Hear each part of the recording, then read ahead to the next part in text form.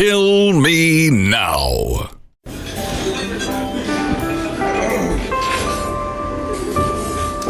Well, I don't see the point in waiting any longer, so let's bring her out.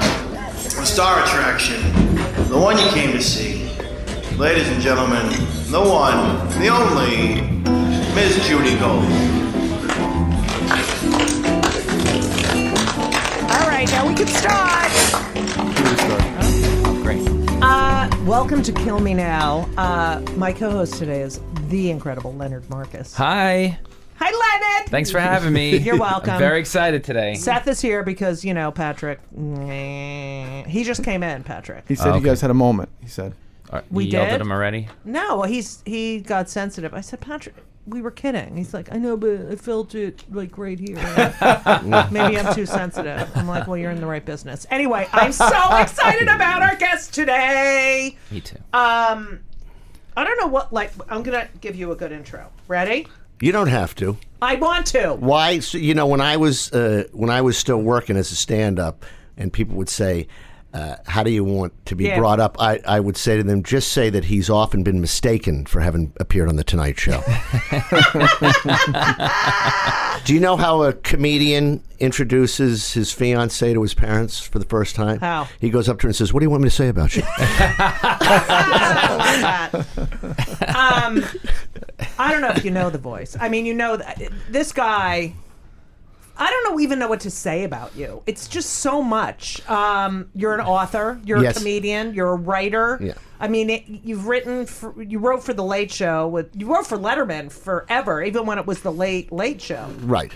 4 novels. Right. The Ringer, Won't Let Me. Time Won't Let Me. Time Won't Let Me. Yeah. Everything Hurts. I've spilled fucking coffee all everything. Everything Hurts. This is very loose format. Very Yeah, professional. and Shrink Thyself. Thyself, and Time Won't Let Me, Thurber Prize nominee. Yes. That's like a fucking huge thing. The Thurber. Well, to be the runner-up is, there's, of course, What won that's that the year? great Not that I want to Alan talk- Zweibel, Oh. who's never let me forget it. Oh, that's unusual. Never let me- Alan's been a guest. Never let me forget it. Actually sent me a recipe for stuffing, and at the end of the recipe it says "Mold into Shape of Thurber Award." I Just love will that. not let me forget it. I have the Do- same should we- problem. What? I literally could do 7 hours with Bill. Okay, but Harvard stand-up, No, Adrian, I don't- Letterman. I haven't gotten to oh that my yet. God. Like, Do you want to, instead of doing Yes, all this I wanna nonsense, because say- it's just nonsense, you want to talk about how we met? Yes, 'Cause that's the- that is and- my favorite story. So it's either one or the other. It really doesn't matter. Either I saw you first or Adrian saw you first. Right. I think I saw you first because I went out to Rutgers for the talent show. It was all Catch a Rising Star was running these series of talent shows to try and select people for this HBO special they were doing called Campus Comedy. Oh, yes, It's the I forgot only about that. Yeah. HBO special that's only run once. Right. And we went, so they would dispatch the MCs, myself, Adrian Tolsch, my late wife, J.J. Wall, or Bill Maher, actually out in the West Coast because he had just moved out there. And they would go and we would judge these talent shows. And then the winner got to perform in front of, we'd have a show like the following month. Right. So I'm almost positive that I went to Rutgers for the talent show and I saw you and you won, as we say at the racetrack, going away. And and then Adrian came out and did the show. I think Larry was with you guys too. No. No, I was. Oh, I right. Didn't. Adrian came out and did the show. I Did met the Larry. real show. Yeah, and I Yeah. think Larry was also on Yes, that. yes, Larry yes, was on. yes. I was not. And you opened, and Adrian said to you, "Come to Catch when you're hysterical," and and I had told her that you had won. I said, Right. "Yes, you're going to like this girl," and that was. I want to say that's 83. I thought, 82, I think. 82, yeah, and Yeah. okay, Maybe and, 83, I don't yeah, know. and that was, and that's how we met. And then the next thing, you graduate college. Did you graduate? Of course. Yeah, have you met my parents? Well, they're dead, but yeah. Well, I'm a Jew. because This is the Jew bell, by the way. It's the Jubel that used to belong to Steve Allen. Oh, now it's us. Now it's ours. Yeah. So, and then you start. Then the next thing I knew, you were at the clubs, and it was one of those great success stories. And when I saw her, and Adrian more so than me, I thought, okay, this is clearly somebody that is indelible when you see her, and it's someone that had something that I didn't have, which is called the draw gene. That clearly you were going to be someone that was going to remind people in the audience of somebody they knew, and people were going to come back. Right. And it's clearly what happened. Clearly. Oh, Bill, that's so sweet. I'll never forget that because I did that show and my parents came, and someone figured out my mother was my mother and said, I met Don Rickles' mother, and today I met Judy Gold's mother. And my mother loved to tell that story. But I was like 18, 19 years old. Right. And I remember the hat you wore. Did you wear that hat all the time? I had a hat. It was so stupid. I was so... But I remembered that at Adrian... But how stupid were you? I remember the hat. How stupid were you? It was blue. Right. I know. And it was a little small, I want to say. It was small. For my head. Yeah. Yeah. Whatever. I was finding myself. Yeah. How'd that go, by the way? Yeah. I'm still working on it. But, Adrian, which we have to dedicate... Yes. Told me to come to Catch, and I started hanging out there, and watching her MC was it was like going to graduate school. Right. It was like, wow. Walking in that room, I mean, she was that room. Right. And this was in the days where the show started at 9 and ended about 2 in the morning. Right. And I would go on at like 2. Right. 1:50. But I didn't care. But that's what you did, and it was one of those things where I wouldn't hang out the bar. I sat in the room from 9 to 2 if there was Right. room, and that it was like an education, and you just saw how people played the room. You saw, how you emceed, and you just learned. And when I went on the road, and you would go into a club on, like, let's say Wednesday night, and it was always light. Like on Wednesday or Tuesday or Wednesday or Thursday even. It was and the club owners would say to me, how come when the acts from L.A. come out here and it's a lighthouse the first night that they just get on stage and fuck around? But the acts from New York come and they don't care if it's 2 people or 200 people. They do their act. And I said, because we spend the first year and a half or 2 years playing in front of 2 or 3 people. Right. So we respect that. Yeah. We know it's still a house. And usually from the mob, if you were Right. at the... Right. Oh, I remember. Well, Catch this was the last days. I think they might have been...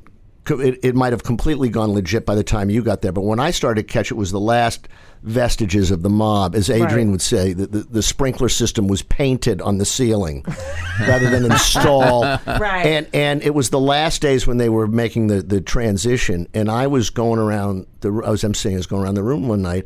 And I say, hey, this is a tough-looking guy. What's your name? And I just heard, next. And you knew that this was not a guy to be trifled with. And the guy that owned, the mob guy that was most heavily, the outfit guy, was a guy named Joey Zipper.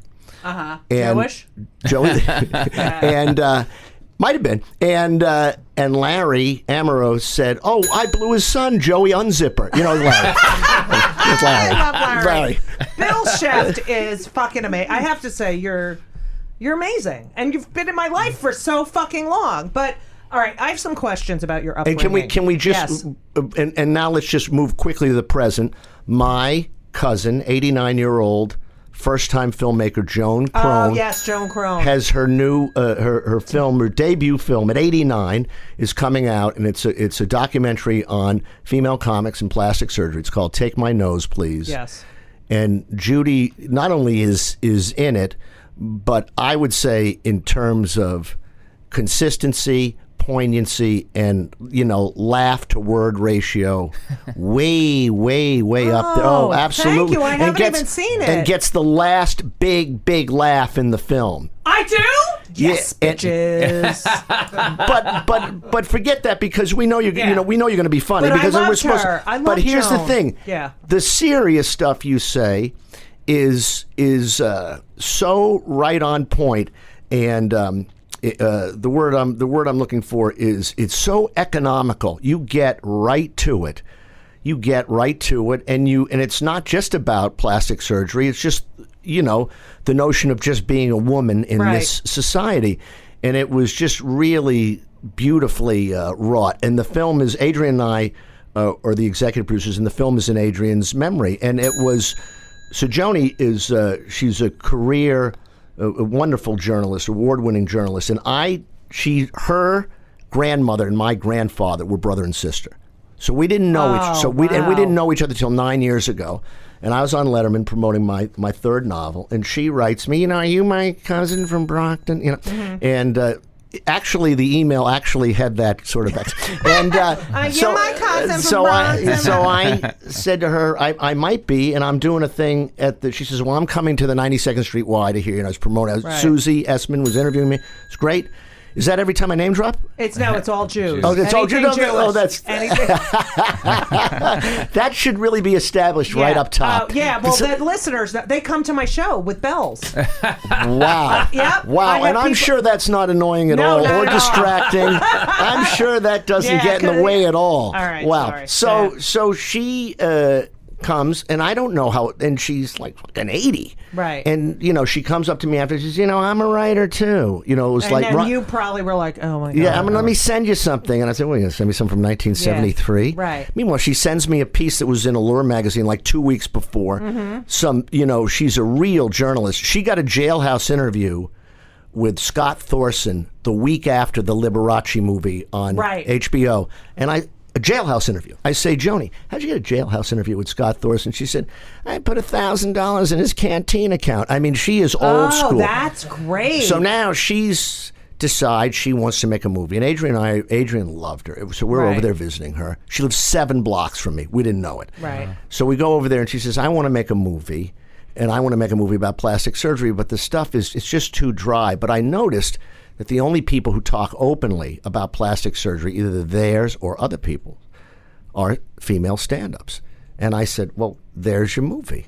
And she said, really? Female stand-up comics and plastic surgery? And Adrian said, yes, and we'll help you. Now, everybody, I'm going to make a movie. Right. I'm writing a screen. It's all that. And, of course, now it's 5 years later. She did it. It's won all kinds of awards. I know. It's great. Yeah. And so it's Take My Nose, Please. Yeah. And so like that. And she was like, I couldn't believe. She's like, can you believe I'm doing this? Can you? And I was like, it's the greatest thing. She gives you hope. That you never stop, and we never stop anyway. But you know what I'm saying. But she is such a hard worker, Yes. and everybody has the same stories about the emails from her at 3 a.m. Right.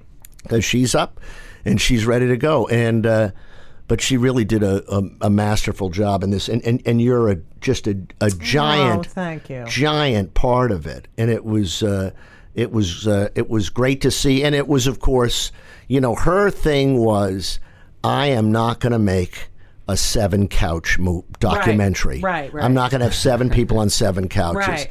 And let me tell you something about this movie. There's a lot to look at. Right. There's a lot to look at in this movie.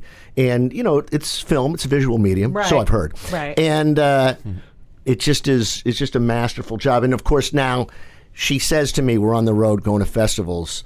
And so I was, driving her. And let me just say that it's one thing to be of service. Right. It's another thing to be Morgan fucking Freeman. Yeah. That's another thing. So, but that's beside that.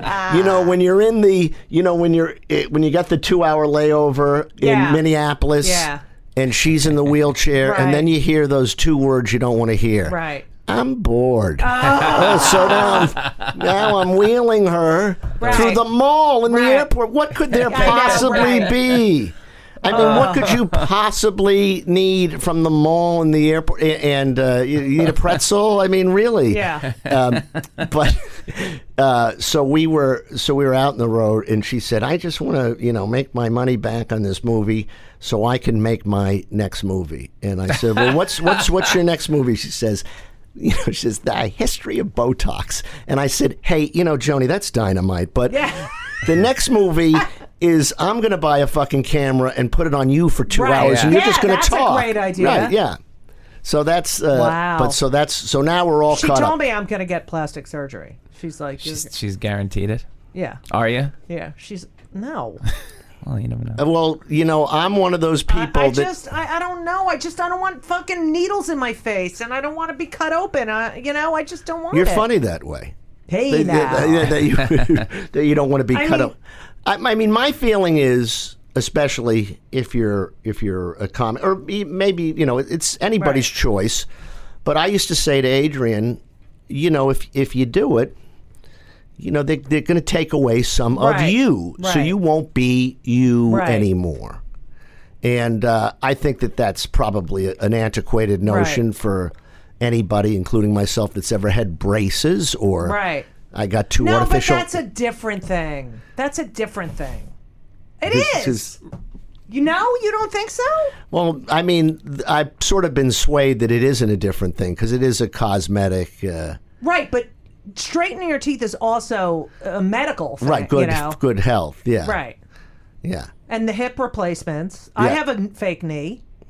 But I Yeah. wouldn't be walking. That's not a cosmetic I thing. don't. And I believe think me, my knee have is fucking ugly. You have an artificial knee. You don't Yes. have a fake knee. Yeah, that's true. It's I call not. it my It's not. fake knee. You know, an arm masquerading Yeah. as a knee. You know, Yeah, he I'm is no- a wordsmith. I'm this no. one. I'm no doctor, Yeah. but I'm pretty sure it's not a fake knee. Now, Yeah. you grew up Yes. in Newton, Massachusetts. which is also known as Jewton, Right, Massachusetts. And I mean, no one had 6 kids. You were 5. You're the 5th of 6. I'm the 5th of 6th. Now, how about this? My mother, 4 miscarriages before the first kid. Oh, wow. As Adrian would say, there's a Jewish woman who never had a headache.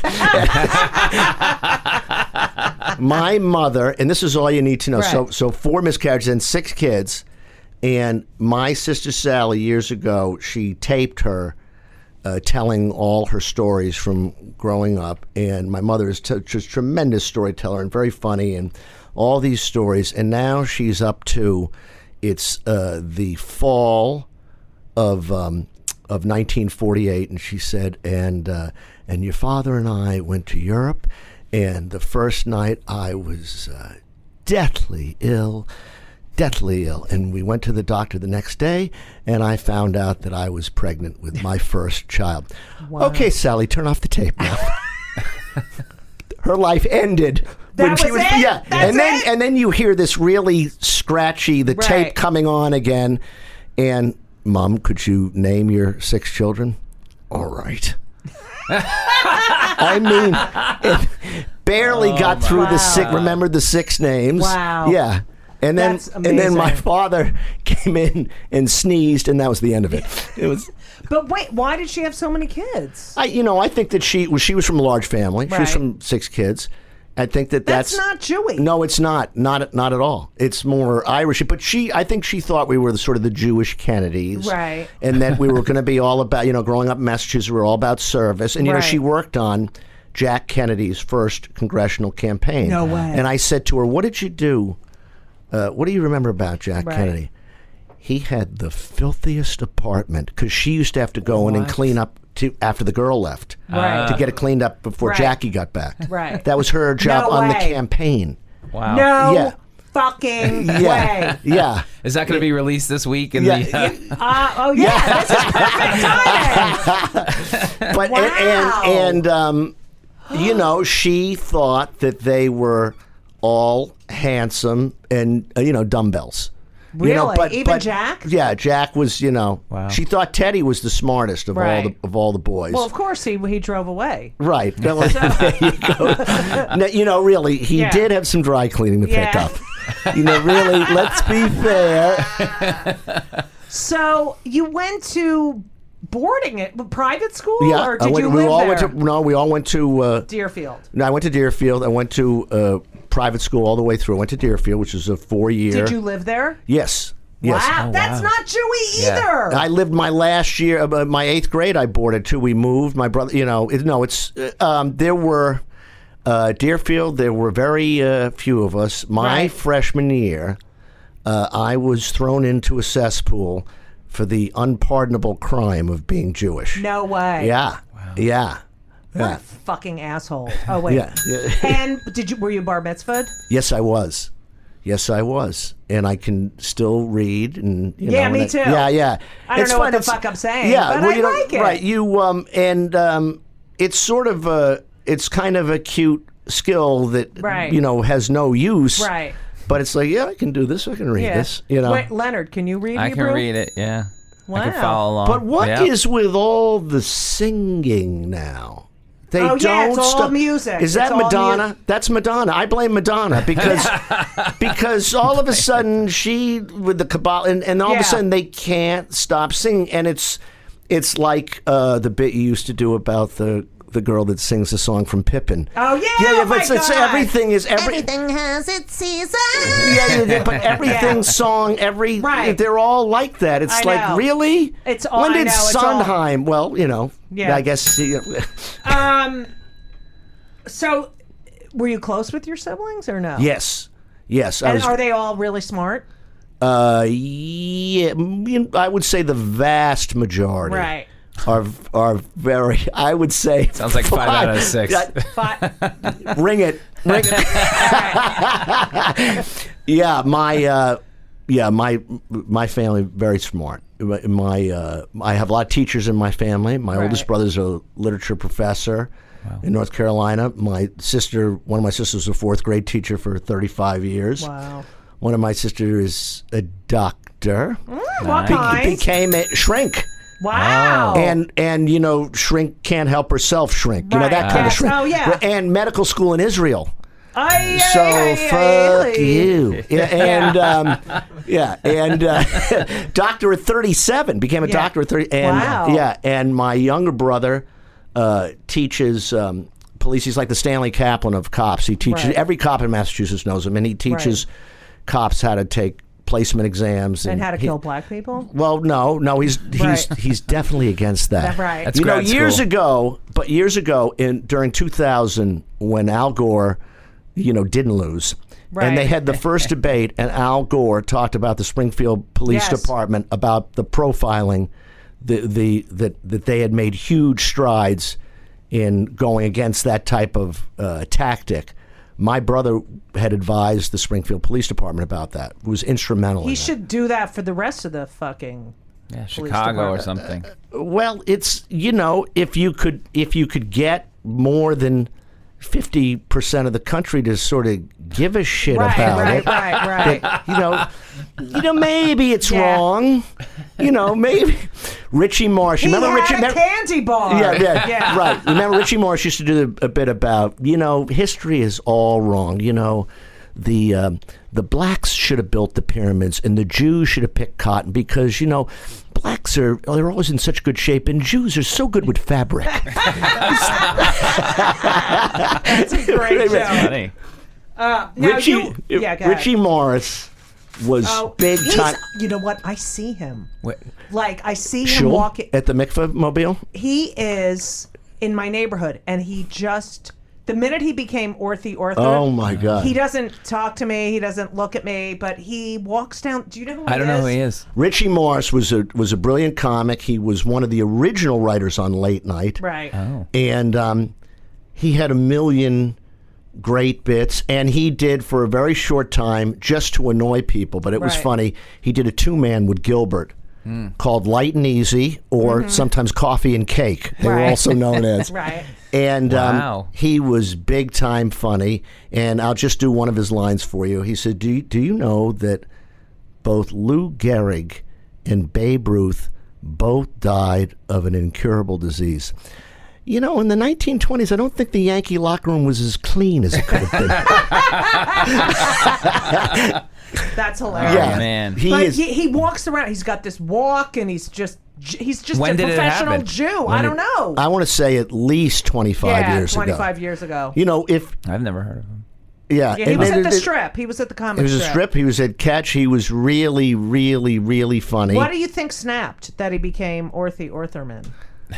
Well, there are 3 guys that I remember when I was starting out that didn't work on Friday. Right. Stu Trivax. Richie Morris. Yeah. and for some reason Bob Nelson. Really? Yeah, and he's not even Jewish. He just Wait, it was Stu just in Trebek, it was just yeah. like in his kind. Just didn't feel like it. Just didn't feel like Oh it. my Fridays. God, that's hilarious. Yeah, he. Now, Stu Trebek's, you get it because Yeah. it's Rochambeau Avenue and Right, the Bronx, yeah, and yeah, it's yeah. the whole thing and the two Right. satellite dishes and the whole thing, Yeah. right? And I don't. But what does he do now, Richie Morris? I don't know. I think he's a professional Jew. There's money in there. There's always money. So did I used to do a line in my act, talk Yeah. about stuff that I could have done. As I said, I could have done an hour HBO special of stuff that never worked. I would have, really good stuff that Right. never. And I had to. My father's a big businessman in Israel. Right. His phone has call waiting, call forwarding, and call Nidre. Thank you. That's hilarious. This is the biggest laugh that ever got. That's should do so it. funny. Yeah. You should do that That special. would be great. We should all do that Yeah, special. I know. Yeah, but every comic has an hour Of jokes that should work. And then And I don't- thought, like, there's so many jokes. I'm like, oh my God, this is so funny. And then I'm like, Dead. hello? Yeah. What the fuck is wrong with you? Yeah. Adrian used to describe that. I said, how's this audience? And she used to say, they're, who is this? So, but you were telling jokes at 4 apparently in the barbershop. Yeah. The first joke I ever told, my mother claims, I was in the barbershop and I had very long eyelashes. And the woman, the mother of the kid next to me said, oh, you have such lovely eyelashes. Do you use mascara? And I said, no, Noxzema. And of course, they were out. Today, no one knows what Noxzema is anymore. Right, do it's they? a shame. Yeah. I've had to take that out. That was a facial wash. Yeah. It was For it was zits, right? It was a cream. It Yeah, was skin cream, cream, and I used to Noxzema. use it, and I only knew it because I used to sunburn as a kid, Right. and that's what they would put on Right, you. Noxzema, that's right. Yeah. So then, all right. So you go to did they all go to Ivy Leagues? No, just me and my younger brother. My younger brother went to Harvard. My father went to Yale. My Right. mother went to Radcliffe. Oh, okay. My mother really wanted to go to Sarah Lawrence. Right. But at the time, didn't take Ding, Jews. ding, ding. Yeah. So she went to like Phil's College in Right. Maryland for a year, someplace, I don't know. And then No, she she got went- in. She got into Radcliffe, and that's and So can we do a scene of your mother after you get your acceptance from Harvard? I don't think it was that. To me, Really? it was sort of expected, and it Right. was. It wasn't. It wasn't that. I'm trying to think of where you've. Let me. I just want you to know. Yeah. That Bill is going to Harvard. No, it wasn't like Did that. they have like it a wasn't, big it Gonek wasn't. Shabbat It at this- wasn't. no? No, All it right. wasn't like I'm going to marry Right. Elaine Robinson. It wasn't. It wasn't like that at all. And my mother was a stay-at-home narcissist. Right. And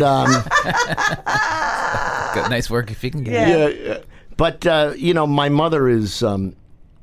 She's still alive. She's 94, Wow. and she's she's always going to be the smartest person in the room. Right. But there's the difference between my parents. This is a million years ago. This is like in the early 80s. Here's the difference between my two parents. They go to Israel. They come back. I say, I'm enjoying that. And I say, how's the trip to Israel? And my mother says, well, not only was it inspirational, but it was educative. That word don't exist. And okay, put Dad on. Dad, how was the trip to Israel? I had a piece of melon in Tel Aviv. You wouldn't believe it. It was green, but it tasted orange. But that's now, is educative spelled EJEW? no, it's just right. Yeah, you would think Yeah. So it should be. What did she mean? She meant educational, Educational, yeah. but I guess that there's an alternate, Yes. Druid yes. pronunciation.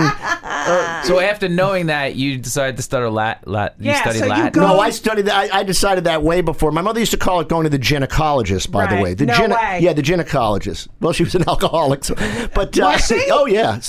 You're Now, not wait- Jewish. Alcoholic? Look, We're not we alcohol- all right. They let took me this say Kennedy no, thing very here- seriously. Here's the Yeah. thing about Jews and alcohol. Yeah.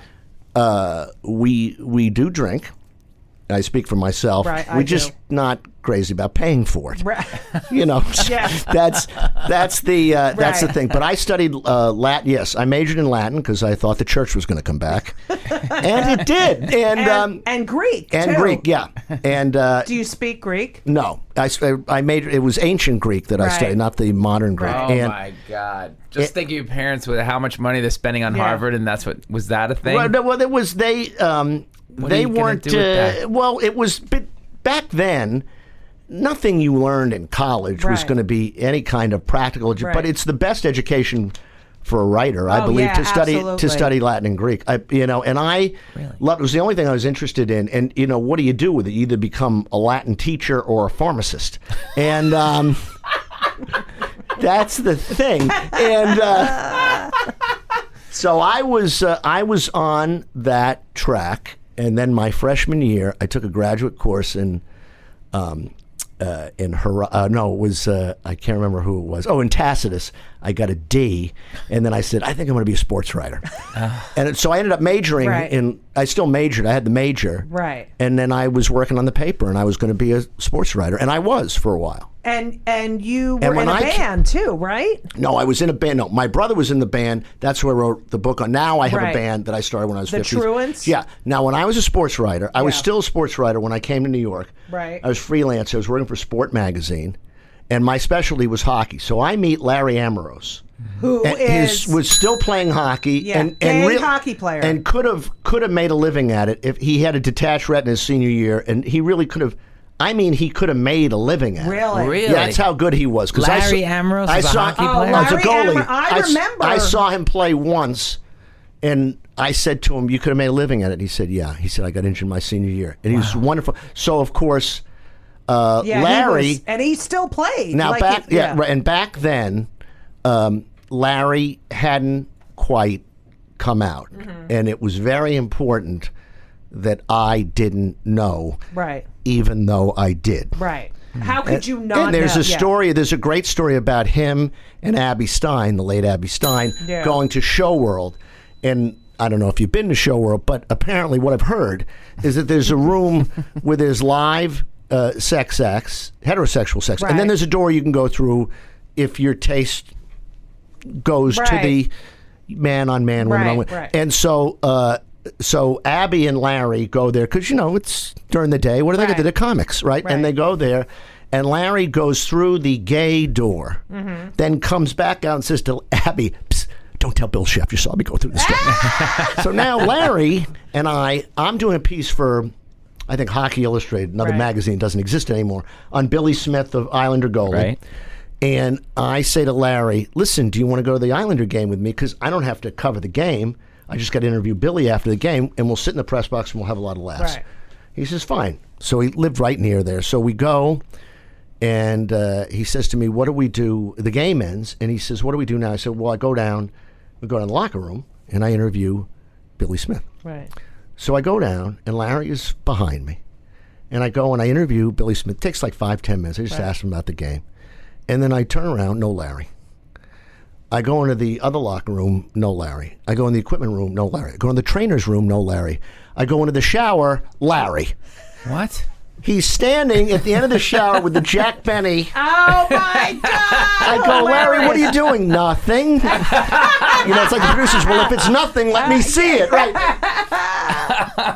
But it was, That yeah. is fucking so. Ridiculous. All right. Okay. So Wait, but your uncle was a big. my uncle was Herbert Warren Wynn, my mother's brother, Right. the most famous golf writer this country has ever produced. Coined the expression "Amen Corner." Wrote for the New Yorker Right. for 40 years. Right. Wrote for Sports Illustrated before that. It's the biggest influence on my life as well. The most important man in my life. The most- Was your family into sports at all? Oh my God! My mother was my family was all pretty good athletes. Right. My mother was a really top flight golfer, and my mother shot her age. Not Jewish. Shot her age at 77. No way. Shot her age at 77. I called Herbert Warren Wynn, and I Yeah. said, "How about your sister Giddy shooting her age at 77?" And he, long pause, he said, Nice to play alone, isn't it? Just implying. Okay, so then you go to college. You Graduate. I go to Albany. Right. And you Not become some a of God's, writer. not some of God's best work. If you've Right, been to yeah. Albany, it's Yes, not. I some- I have. went to Yeah. school in Albany. Thank you. Did you go to Albany SUNY? State? Yeah. Yeah. I love the it there. Danes. The Danes, the Yeah. Great Danes. Now I wrote for the Purple Kingdom. Yeah, I wrote for the Times Union and the Nick News. Oh, wow. When the Nick, I wrote for both papers. What year was this? This is 79 and 80. Okay. I This was is there a before little you. after. Yeah. Yeah. So here's the thing: is that I was the sports editor of the Harvard Crimson, and don't ask me, but you ask anybody who the best writer on the paper was, and they'll tell you it was me. Right.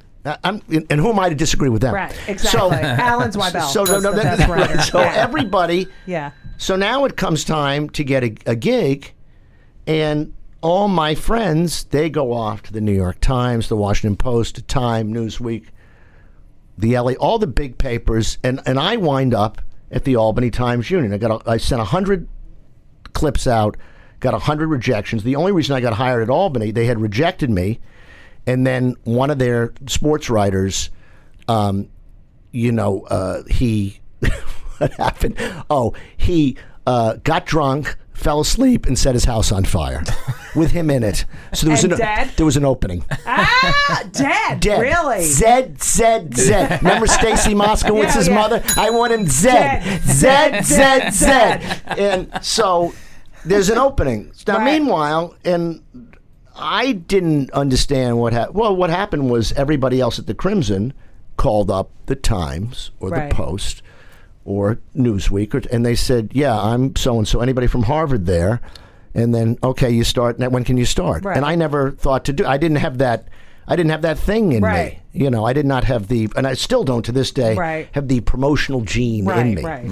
So I was there for a year and a half, and then I moved to I quit my job and moved to New York with $1,500 to last the rest of my life. Right. But right before I stopped working there, they opened a club in Latham. Okay. Right across from the Latham Circle. Yep.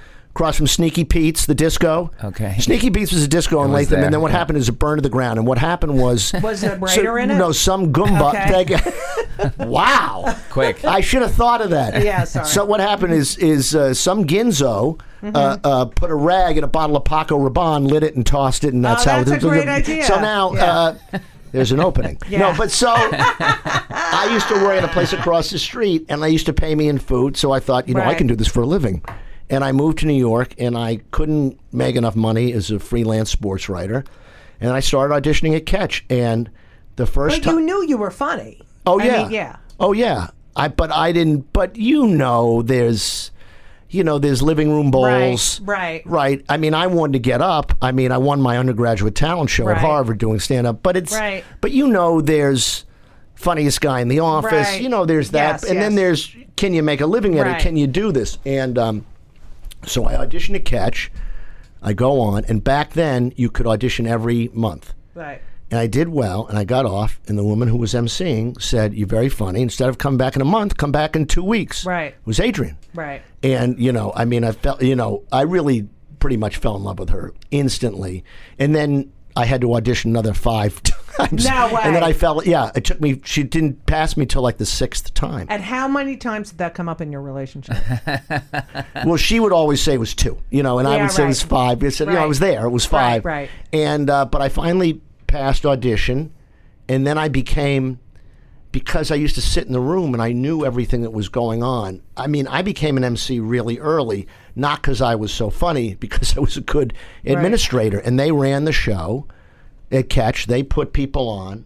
They were the Who was working down there at the time? well, the 3. Well, Louis Ferranda was the bartender. He was the barkeep. Yeah. No, And Goldie, you're gonna get on. Yes. You're gonna get on. Right. Goldie, you're gonna get on. I'm telling you. and one night, the last time Louis was on stage, don't you? No. He was a singer. Right. He had an audition for a Broadway show. Right. Adrian tells a story, and he walks in with the chaps, the vest, No way. the no shirt, and the little cowboy hat, Yeah. the kerchief. And he goes on stage, and I don't know, I guess he sang The Man That Got Away or whatever. Whatever he sang. And he didn't get the gig, and he never went on stage again, and Louis Ferranda had a giant 3-foot porcelain Dalmatian Right. in his apartment. And Larry Amoros lived the floor below him. Right. And Larry gave us the key, and Adrian made these white porcelain turds that we planted behind. Very funny. Very funny. Very funny. Yeah. Wait, and that's why he's a comedy maven. Yeah. Because he didn't think that was funny. Right, exactly. Wait, but Age. Why are you calling, the one thing that Adrian was so sensitive about was how old she was. Right. Age. Yeah. Age. Yeah. Wait, and it's that kind of eye was he that has made him I know. And he's the artistic director of Caroline's. Yeah. He's been getting back at you ever since. Wait, did he have a good voice? Yeah, he had a great voice. Wow. He had a great voice. He was an Wow. absolute natural. And I think he was a singing waiter at, some other, Let Go or Right. Be Spanked, one of those places downtown. Right. I believe that was the name of the never place. heard of that Let place Go. either. Remember, were you there when he had a girlfriend Wait a minute. for like a year? A year? He had this girl, and he's like, she's my girl. And I'm like, you're gay. Yeah. And no, and he had this fucking girlfriend. Well, he used to say to Larry, Emo, I have a drinking problem. And Larry would say, Louis, your mother died. You had half a glass of white wine. That's not a drinking problem. I miss it terribly. Oh my man. God. Well, what other Larry comics Amoros. worked it? Larry sure. Amoros. Still, this is we're all good. All the people here, we're all good with the audience. Right. You work on that. Nobody in LA is, but people in New York are. Right. And Larry was the best. And Larry, to my, as far as I'm concerned, has the best audience line I ever heard. Although Adrian's is the second best. But we're at Caroline's at the Seaport one night, and Larry's running the room. Mm-hmm. And where are you from? And a guy up front says, I'm from Grover's Mountain, Vermont. And Larry goes, yeah, great. And he starts to move. And the guy keeps talking. He says, it was named for a man named Grover who climbed to the top of the mountain. And Larry said, well, thank God they didn't catch him puking in a Shell station. I mean, who can the second best ad lib. I'm embarrassed about this, but I had completely forgot about this, and this came up after Adrian died in December. David Feldman said that he was in the audience. He was working, waiting to go on one night, and Adrian's working the room. And there's a young couple up front, and she says, "How long you been married?" And they say 3 years. And Adrian says, "Any kids?" And the guy says, "No, but we're trying." And she says, "Well, maybe if you turned her over, sir." Sir, maybe if you turned her over, sir.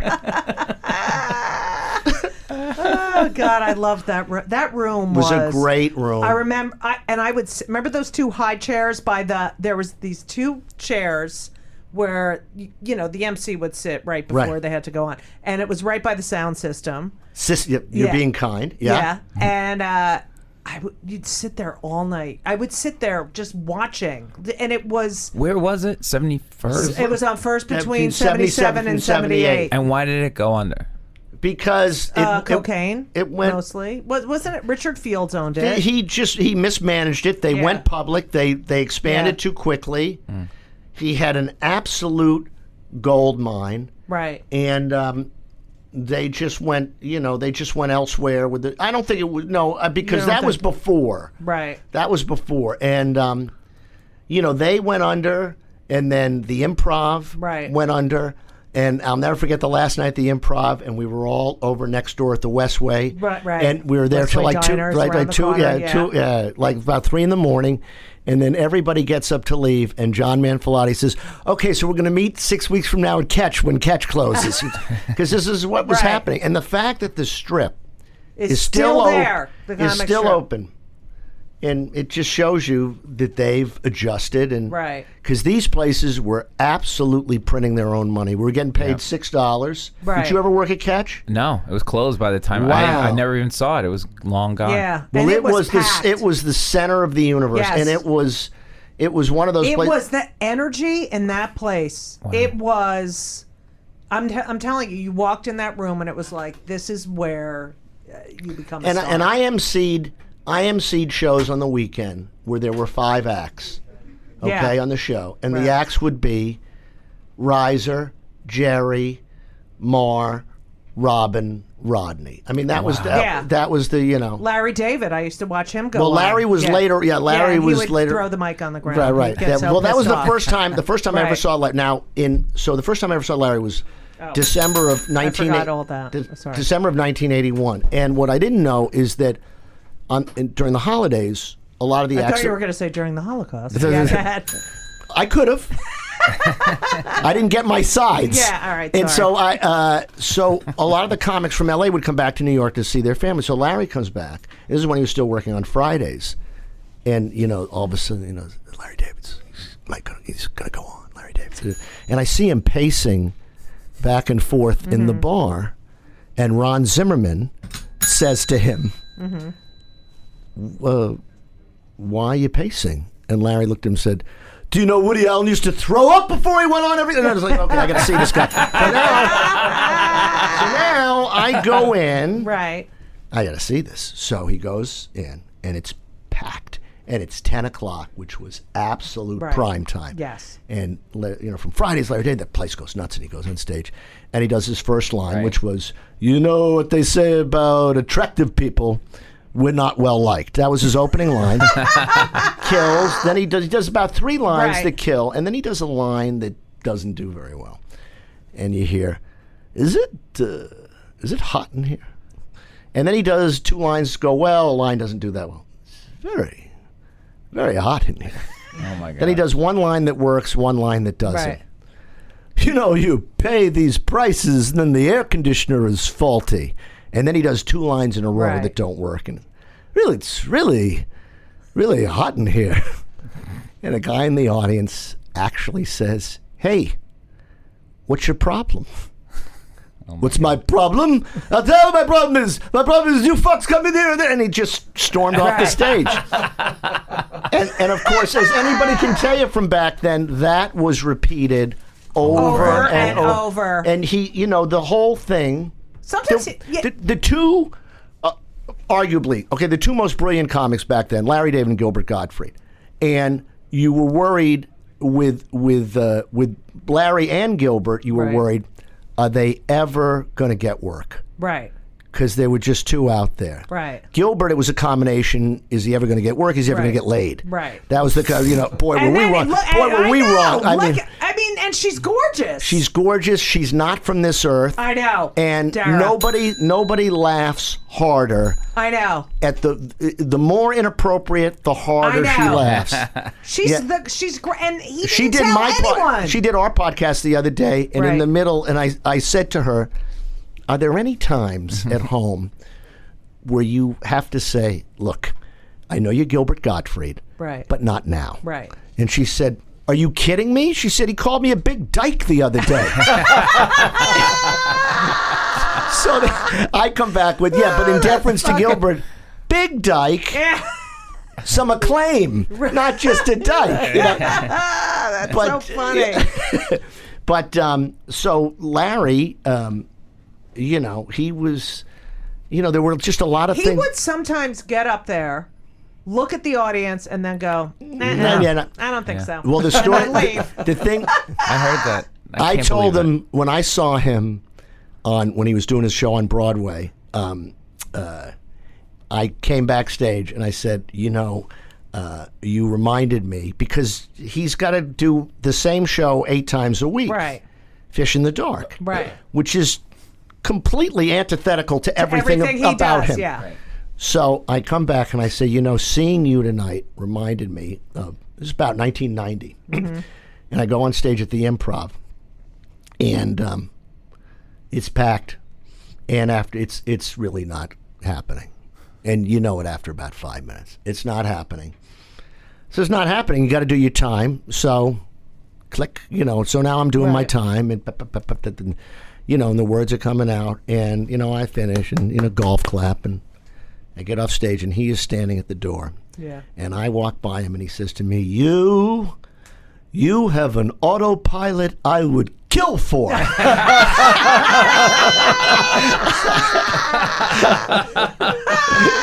so funny. But the thing about Larry is that he is, as we say, he's exactly like you would imagine him, except more so. Right. Yeah. So, everybody, you're at a dinner or you're somewhere and something happens and some straight person says, oh, this is just like an episode of Seinfeld. Yeah. This is just like an episode of Curb. And the thing is, no, it's not. Right. But when you're with Larry, you never know when a scene from Curb might break out. Now, a few years ago, he comes to New York, we have dinner, and it's near the end of dinner, and I say, how about some dessert? And he says, no dessert for me.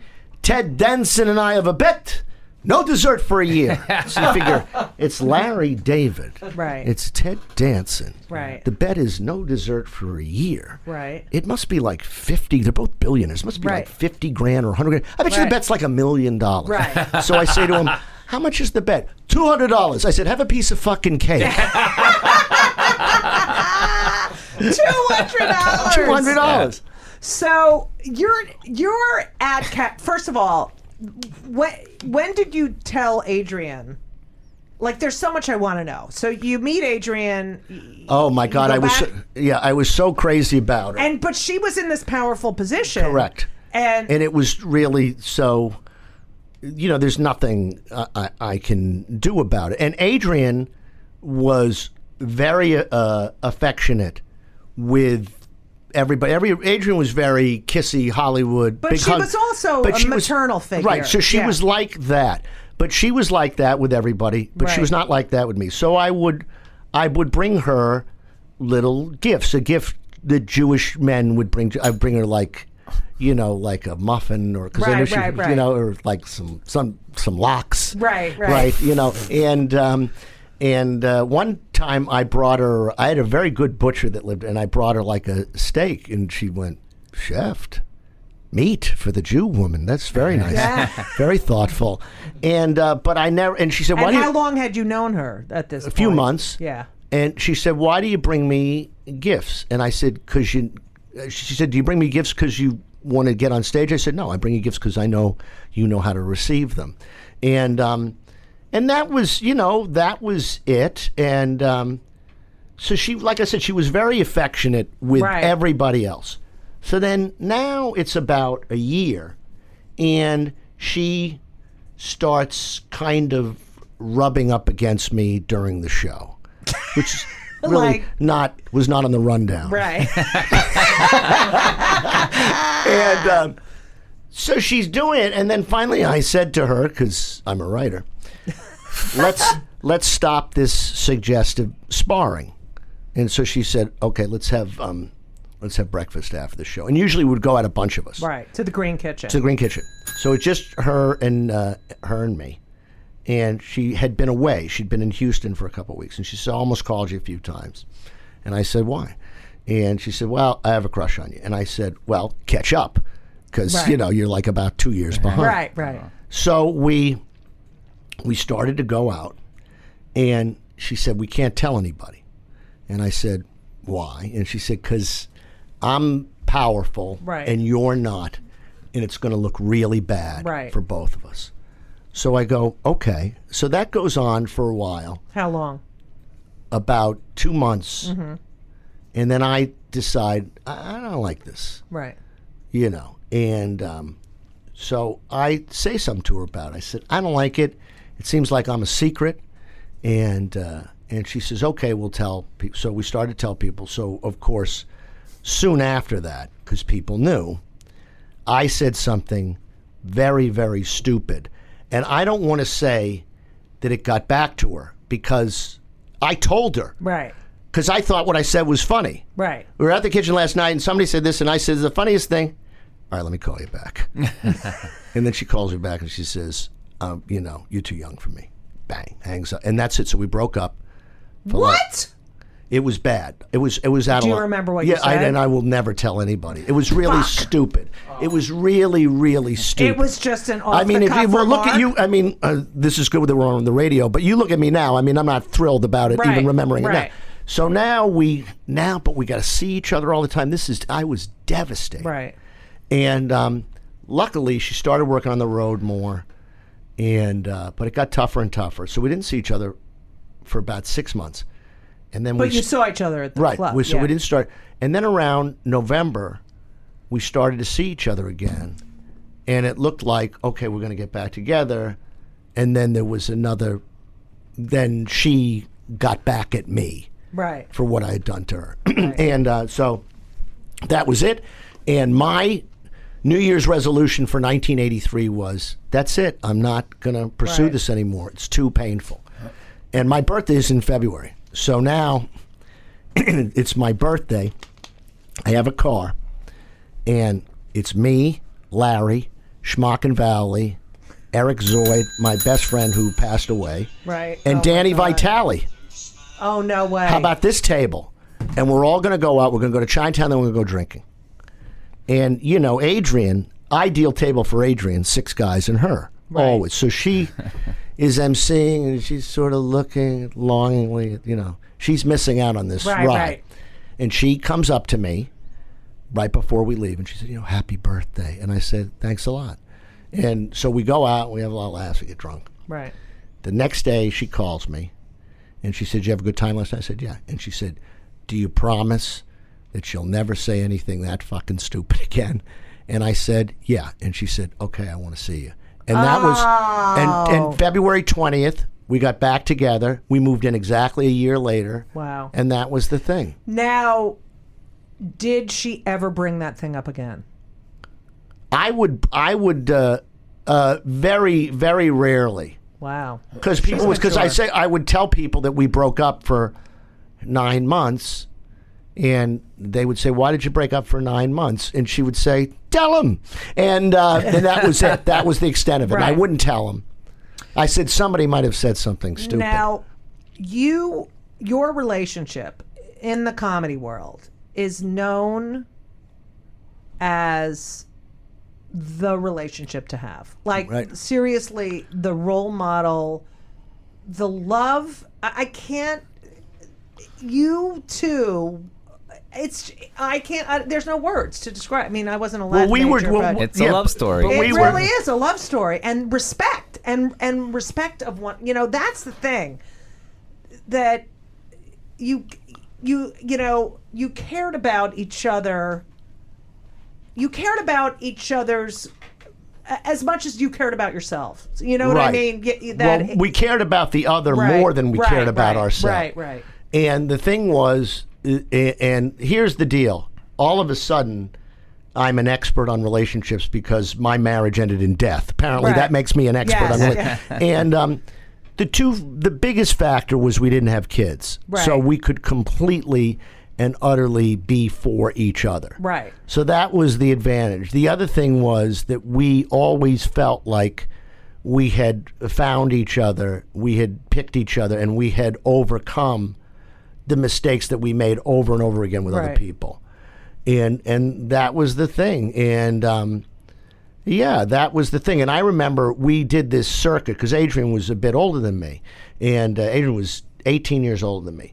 So we were on this circuit for a while in the late 80s, the older women, younger man circuit. Right. We did Dr. Ruth's show. Right. We did Regis and Kathy Lee when it was still local. Right.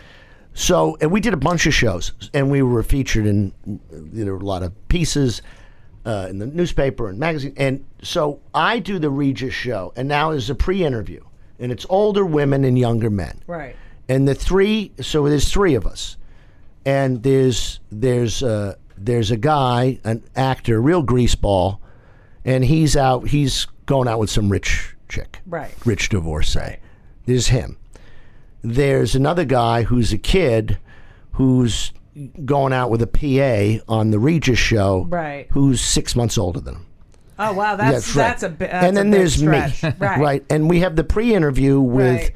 Dr. Judith Kuryansky. Yes, Judy Kuryansky. Yeah. That's hilarious. TV psychologist and notary public, Judith Kuryansky. So now she's the pre-interview. So she says one of the questions is, are you worried about, because these women are so much older than you, are you worried about them losing their beauty? And the actor, who I hate just on principle, Right. says, well, women can get up to 6 facelifts. What? And Dr. Judith Kuryansky is nodding. Yeah. And I say, hey, whatever happened to the one that you fall in love with is always the prettiest? And she looked at me like I was from the planet Jew. She could not comprehend what I was saying. And it was we really got it, and we got each other. And I'll just tell you something, and this happened, this is 3 days before she dies. And she is not in good shape. Right. And she's in bed, and we had to start really early in the morning. And so there was a comic, we have to educate the listeners. Yeah. He was a comic booker named Mark Rossi. Okay. Now, do we know Mark? Mark Rossi weighed 400 pounds. Right. He was the last guy to hit 400 since Ted Williams. And Mark Rossi was absolutely enormous. And forget the act. But the two things you need to know about Mark Rossi was that he had a brush that he used when he was in the shower to clean in between the folds. Okay. Okay. Now, the other thing about Mark Rossi was underneath his bed, he had many, many jars of his own urine. Okay, so now, this is a long way to go. There's a long way to go for this. Okay, so now I come in. But the jars are closed, I'm assuming. Go ahead. I'm not making any guarantees. All I'm right, not making. You asked. I'm not All making right. any guarantees. All right. I make no promises. So I come in the morning at 6:30 in the morning, and the room is dark, and I come in with a bottle of disinfectant that happens to be clear and that happens to be yellow. And Adrian, 3 days from dying, looks at me and says, where'd you get that, Rossi's house? It's a joke. It's 30 years old. The reference, it's only for me. Right. The woman is dying. Did I mention she was dying?